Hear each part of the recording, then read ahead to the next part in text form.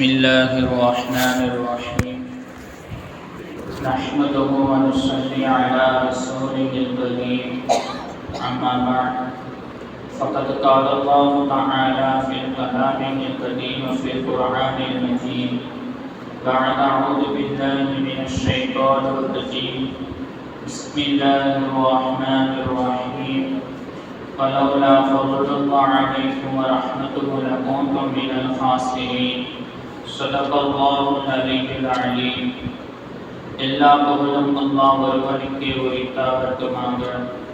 அவனால் அனுப்பப்பட்ட இருளக தலைவர் அண்ணலம் பெருமானார் ரசூலுல்லாஹி ஸல்லல்லாஹு அலைஹி வஸல்லம் அவர்கள் மீதும் அவர்களினுடைய வாழ்க்கையை பின்பற்றி வாழ்ந்த உத்தம சத்திய சஹாபாக்கள் நல்லோர்கள் வலிமார்கள் குறிப்பாக இத்தருணத்தில் அமைந்திருக்கும் நம் அனைவர்கள் மீதும் அல்லாஹ்வினுடைய சாந்தியும் சமாதானமும் என்றென்றும் என்றும் நிலவட்டுமாக.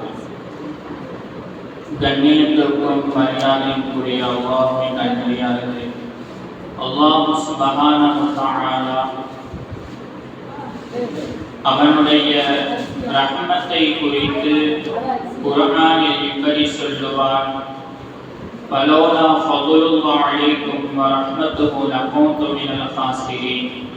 உங்கள் மீது அல்லாஹ்வினுடைய கிருபையும் அன்பும் இல்லாமல் இருந்தால் நீங்கள் முற்றிலும் நஷ்டமடைந்திருப்பீர்கள் என்பதாக அல்லாஹ் தஆலா குர்ஆனில் சொல்லுவார். நாம் வாழக்கூடிய இந்த உலகத்தில் நாம் நேர்வழியில் நடப்பதற்கும் வெற்றிகரமான வாழ்க்கை வாழ்வதற்கும் நல் அமல்கள் செய்வதற்கும் அல்லாஹ்வினுடைய ஏவலை ஏற்று நடப்பதற்கும் அவன் எதையெல்லாம் தடுத்தானோ அதை விட்டு தவிர்த்திருப்பதற்கும் பாவங்களை மன்னிப்பு கேட்பதற்கும் சுவனத்தில் நுழைவதற்கும் நரகத்திலிருந்து ஈடேற்றம் பெறுவதற்கும் அவனுடைய ரஹமத் என்பது மிகவும் முக்கியமான ஒன்றாக இருக்கிறது. அதனால் தான் ரசூலுல்லாஹி ஸல்லல்லாஹு அலைஹி வஸல்லம் சொன்னார்கள், நீங்கள் ரமலானில் முதல் 10 அடைந்தீர்கள் என்று சொன்னால் அவருடைய ரஹமத்தை நீங்கள் கேளுங்கள் என்பதாக அல்லாஹ்வின் ரசூல் நமக்கு கற்றுத் தந்திருக்கிறார்கள். எந்த நேரத்திலும் நாம் வாழக்கூடிய இந்த உலகத்திலாக இருக்கட்டும், நம் மறு உலகத்திலாக இருக்கட்டும், எந்த நேரத்திலும் அவனுடைய ரஹமத் இல்லாமல் நம்மால் எதுவும் செய்ய முடியாது. ஜாபர் இப்னு அப்துல்லாஹ் ரலியல்லாஹு தஆலா அவர்கள் அறிவிப்பு செய்வார்கள், அல்லாஹ்வினுடைய ரசூல் ஒரு முறை அல்லாஹ்வினுடைய ரஹமத் பற்றி சொல்லிக் கொண்டு இருக்கும் பொழுது இப்படி சொன்னார்கள்: முன்னாடி காலத்தில் ஒருவர் மலையின் உச்சியின் மேல் நின்று 50 ஆண்டுகள் வணங்கிக் கொண்டிருந்தார்கள். அவருடைய வணக்கம் எப்படி இருக்கும் என்று சொன்னால், அவர்கள் மாலை நேரத்தில் தான் அந்த மலையை விட்டு கீழே வருவார்கள். அல்லாஹ் தஆலா அவர்களுக்காக வேண்டி மாதுளை மரத்தை ஏற்பாடு செய்து வைத்திருந்தான். அதை சாப்பிடுவார்கள். பிறகு கடலின் நீரால் அவர்கள் வலு செய்வார்கள். மீண்டும் அவர்கள் மலைக்கு மேல் ஏறி விடுவார்கள். இப்படி 500 ஆண்டுகள் அவர்கள் அமல் செய்து வந்தார்கள். அவர்கள் இப்படியும் துஆ செய்தார்கள்: யா அல்லாஹ், என்னுடைய மரண நேரத்தில் நான் உனக்கு சஜிதா செய்த நிலையில் நான் உன்னை சந்திக்க வேண்டும் என்று துஆவும் செய்தார்கள். அல்லாஹ் தஆலா அப்படியே அவர்களுடைய துஆவை ஏற்றுக்கொண்டு அவர்கள் அப்படியே மரணப்பட்டார்கள். மறுமை நாளில் எழுப்புகிற பொழுது அல்லாஹ் சுப்ஹானஹு வ தஆலா என்னுடைய ரஹமத்தை கொண்டு நீ சொர்க்கம் செல் என்பதாக சொல்கிற பொழுது அந்த அடியான் சொன்னான், உன்னுடைய ரஹமத்தை கொண்டா 50 ஆண்டு அமல்கள் செய்திருக்கின்றேன், அந்த அமலை வைத்துதான் நான் சொர்க்கத்துக்கு செல்லுவேன் என்பதாக சொல்கிற பொழுது அல்லாஹ் தஆலா சொன்னான், நீ செய்த 50 ஆண்டு காலம் என்பது நான் உனக்கு 2 கண் கொடுத்தேனே, அதில் ஒரு கண்ணுக்கு நான் செய்த ரஹ்மத்துக்கு நீ செய்த 50 ஆண்டு காலம் அமல் சரியாகிவிட்டது என்பதாக அல்லாஹ் தஆலா சொல்லுவான்.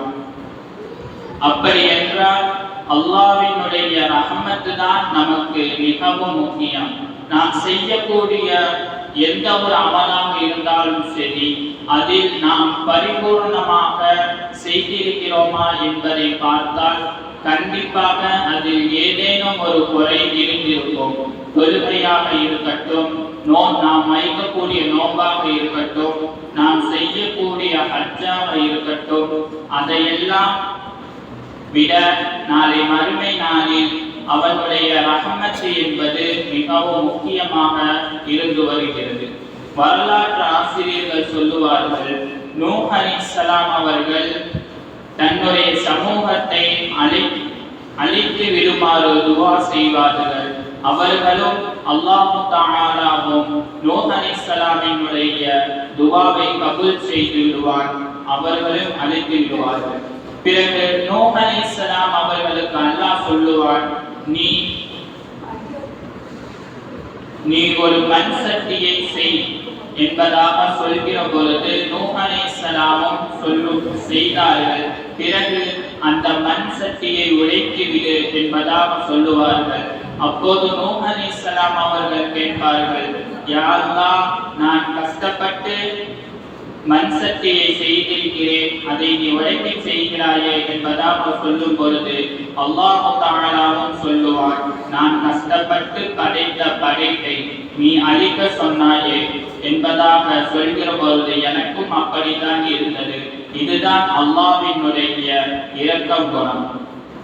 ரசூலுல்லாஹி ஸல்லல்லாஹு அலைஹி வஸல்லம் அவர்கள் நாளை மறுமை நாளில் ஒரு அடியானுக்கு நடக்கக்கூடிய விசாரணையை குறித்து இப்படி சொல்லுவார்கள். ஒரு அடியானை அல்லாஹ் தஆலா அழைப்பான்.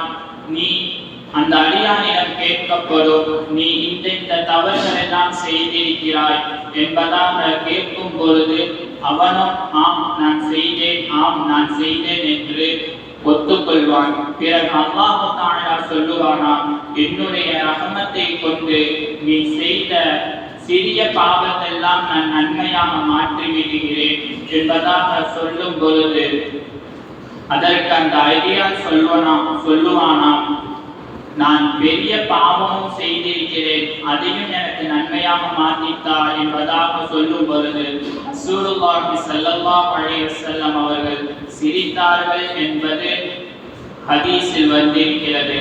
அல்லாஹ் சுப்ஹானஹு வ தஆலா அவனுடைய ரஹமத்தை பெற்ற நல்லடியார்கள் கூட்டத்தில் நம் அனைவர்களையும் அல்லாஹ் தஆலா சேர்த்தருள் புரிவானாக.